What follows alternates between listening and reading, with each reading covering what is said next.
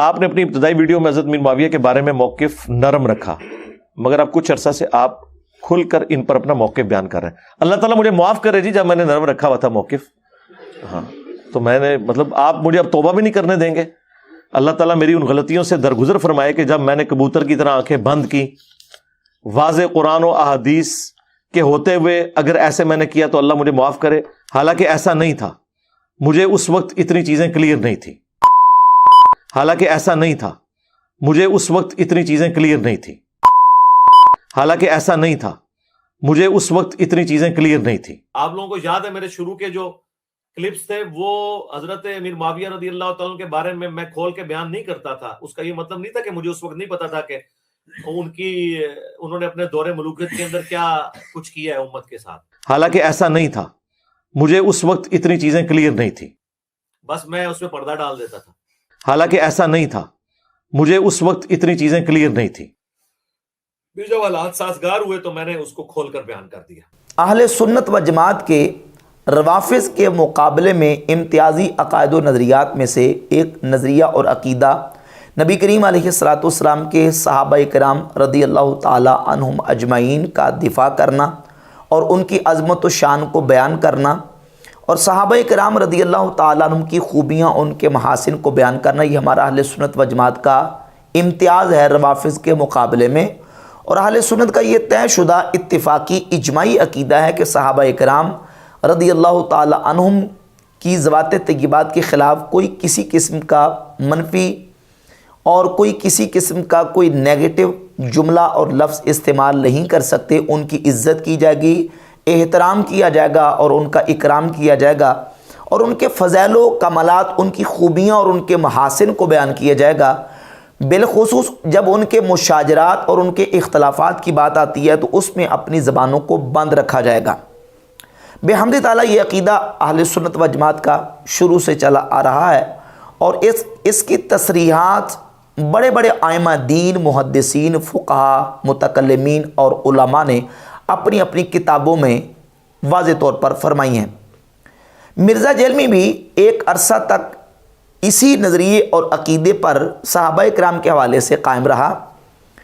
اور باقاعدہ طور پر اس نے یہ بیانات دیے ہیں صحابہ علیہ رضوان کے حوالے سے کہ وہ لوگ ہیں جو گزر چکے ہیں اور ان کا معاملہ ہم اللہ رب العزت کے سپرد کر دیں گے، ان کے خلاف کوئی بات کرنے کی اجازت نہیں ہے۔ یہ باقاعدہ اس کے اپنے بیانات ہیں۔ تو یہ آج کے دور کے اندر بھی جب ہم بحثیں لے کر بیٹھ جاتے ہیں، اہل تشیع جب اہل سنت کے ساتھ بحث کرتے ہیں، وہ کہتے ہیں کہ حضرت علی کی خلافت حق تھا، ابو بکر و عمر نے رضی اللہ عنہم نے اس کو جو ہے وہ غصب کیا، نعوذ باللہ۔ تو ہم ان بحثوں میں الجھ جاتے ہیں۔ اس کا بھائیو ایک ہی جواب ہے، تلک امت قد خلت لہا ما کسبت ولکم ما کسبتم۔ تو بھائیو اگر ابراہیم علیہ السلام اور اسحاق علیہ السلام اور اسماعیل علیہ السلام اور یعقوب علیہ السلام اور ان کے 12 بیٹوں کے بارے میں اللہ تعالیٰ فرما رہا ہے کہ وہ فوت ہو کے اللہ کے پاس جا چکے، اپنے اعمال ساتھ لے گئے، وہ امت گزر چکی ہے، ان کے مال ان کے ساتھ، تو سیدنا ابوبکر، سیدنا عمر، سیدنا عثمان، سیدنا علی رضی اللہ عنہم اجمعین کو پیغمبر تو نہیں ہے نا؟ ان سے اگر کسی معاملے میں خطا ہوئی یا ان کے آپس کے اختلافات تھے، وہ ہم کہیں اللہ کے سپرد۔ اللہ تبارک و تعالیٰ ان کو آپس میں راضی کر کے انشاءاللہ ان کا داخلہ جنت میں فرمائے گا انشاءاللہ۔ تو ان بحثوں میں نہ ہم الجھیں۔ بالخصوص سیدنا امیر معاویہ رضی اللہ تعالیٰ عنہ کے حوالے سے باقاعدہ اس نے بیان دیا کہ ہم حضرت امیر معاویہ رضی اللہ تعالیٰ عنہ کے ساتھ محبت کرتے ہیں۔ اور یزید بن معاویہ کی آڑ کے اندر جن لوگوں نے سیدنا معاویہ رضی اللہ تعالیٰ عنہ کے اوپر زبان درازی کی، ہم ان سے بھی کوئی محبت نہیں کرتے۔ ہم سیدنا معاویہ رضی اللہ تعالیٰ عنہ کے ساتھ محبت کرتے ہیں، اور ان کی جو اجتہادی غلطیاں ہیں وہ اللہ تعالیٰ معاف کرے گا۔ ہم ان کے بارے میں اپنی زبان نہیں کھولتے۔ حضرت سیدنا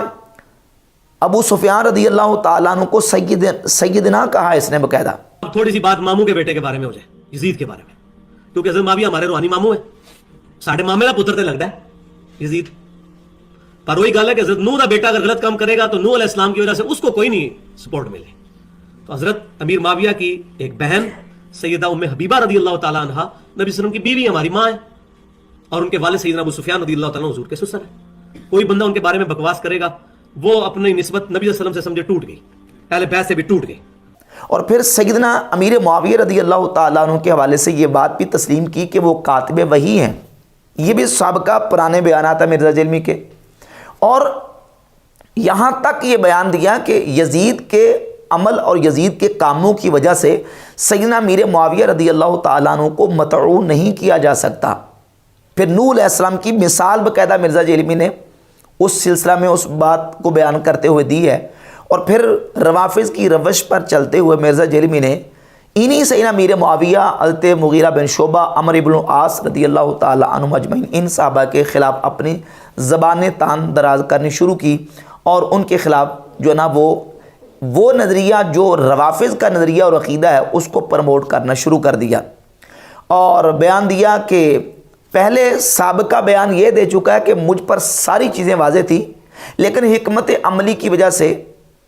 حالات کی وجہ سے میں نے ان چیزوں کو حضرت امیر معاویہ کے خلاف بیان نہیں کیا۔ آپ لوگوں کو یاد ہے میرے شروع کے جو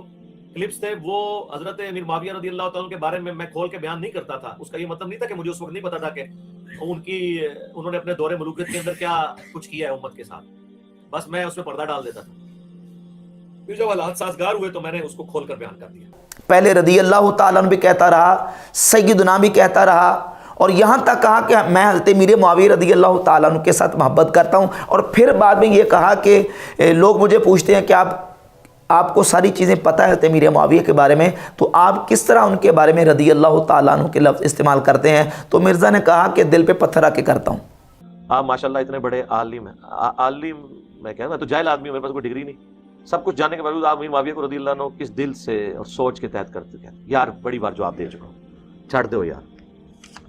دل پہ پتھر رکھ کے کہتے ہیں، ہمیں پتہ ہے، دل پہ پتھر رکھ کے کہتے ہیں، ہمیں پتہ ہے، دل پہ پتھر رکھ کے ان کو رضی اللہ تعالیٰ عنہ کہتا ہوں۔ اور پھر بیان بدلا، پہلے تو یہ کہا کہ ساری چیزیں مجھ پر واضح تھی لیکن حکمت عملی کی وجہ سے میں نہیں بولتا تھا،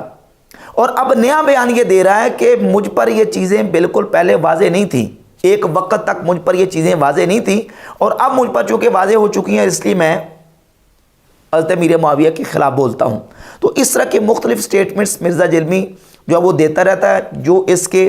جھوٹا اور کذاب ہونے کی واضح دلیل اور نشانی اور علامت ہے، جبکہ اہل سنت و جماعت کا بحمد تعالیٰ عقیدہ اور نظریہ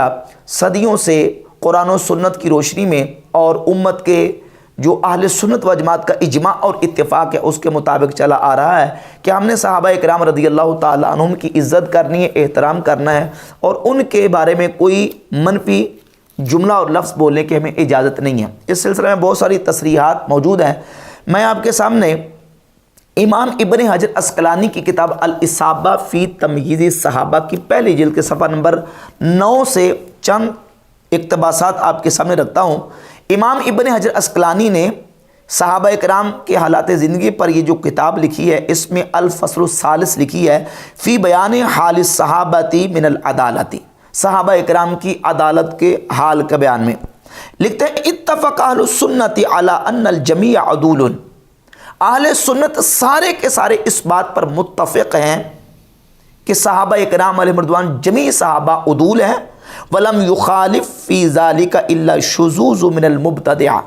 اس عقیدے کا مخالف نہیں ہے مگر شاذ عقیدہ رکھنے والا بدعتی۔ اہل سنت سارے متفق ہیں کہ تمام صحابہ کرام علیہ رضوان عادل ہیں۔ وقد ذکر الخطیب فی الکفایۃ فصلا نفیسا فی ذالک، لکھتے ہیں کہ خطیب بغدادی نے اپنی کتاب الکفایہ میں اس سلسلہ میں ایک نفیس فصل قائم کیا ہے اور اس میں ثابت کیا کہ عدالت الصحابۃ ثابتۃ معلومۃ بتعدیل اللہ لہم، صحابہ اکرام علیہ رضوان کی عدالت ثابت ہے، اللہ رب العزت نے ان کی عدالت کو بیان کیا۔ پھر اس سلسلہ میں صفحہ نمبر 10 پر انہوں نے قرآن مجید کی متعدد آیات طیبات بطور ریفرنس اور حوالہ جات پیش کیے ہیں۔ کنتم خیر امۃ اخرجت للناس وکذلک جعلناکم امۃ وسطا، اور لقد رضی اللہ عن المؤمنین اذ یبایعونک تحت الشجرہ والسابقون الاولون من المہاجرین والانصار والذین اتبعوہم باحسان رضی اللہ عنہم ورضوا عنہ، یہ دیگر آیات طیبات انہوں نے بیان کی اور کہا والاحادیث الواردۃ فی تفضیل صحابۃ کثیرہ، جب احادیث کی بات آتی ہے تو نبی پاک علیہ الصلوۃ والسلام کے صحابہ کرام کی فضیلت میں کثیر احادیث وارد ہیں۔ ان میں سے ایک حدیث کا حوالہ جو کہ جامع ترمذی میں اور صحیح ابن حبان میں موجود ہے، امام ابن حجر عسقلانی نے حوالہ دیا، اور یہ حدیث جو ہے وہ امام احمد بن حنبل کی کتاب فضائل الصحابہ کے بالکل آغاز میں 4 طرق اس کے امام احمد بن حنبل لے کے آئے، اور یہ حدیث کم از کم درجہ حسن کی ہے کہ نبی پاک صلی اللہ علیہ وآلہ وسلم نے فرمایا اللہ اللہ فی اصحابی لا تتخذوہم غرضا بعدی،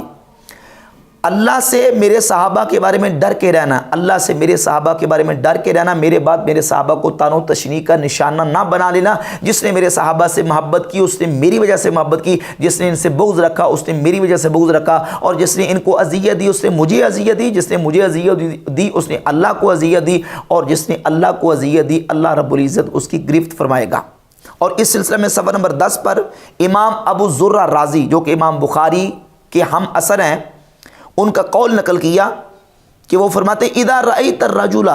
ينتقص احد من اصحاب رسول اللہ صلی اللہ علیہ وآلہ وسلم فاعلم انہ زندیق، یہ جان لے کہ جو شخص نبی کریم علیہ السلام کے صحابہ اکرام میں سے کسی کی تنقیص کرتا ہے وہ زندیق ہے۔ وذلك ان الرسول حق والقرآن حق وما جاء به حق، قرآن حق ہے، اللہ کے رسول حق ہیں، اور جو اللہ کے رسول لے کے وہ بھی حق ہیں۔ وانما ادى الينا ذلك کلہ صحابہ،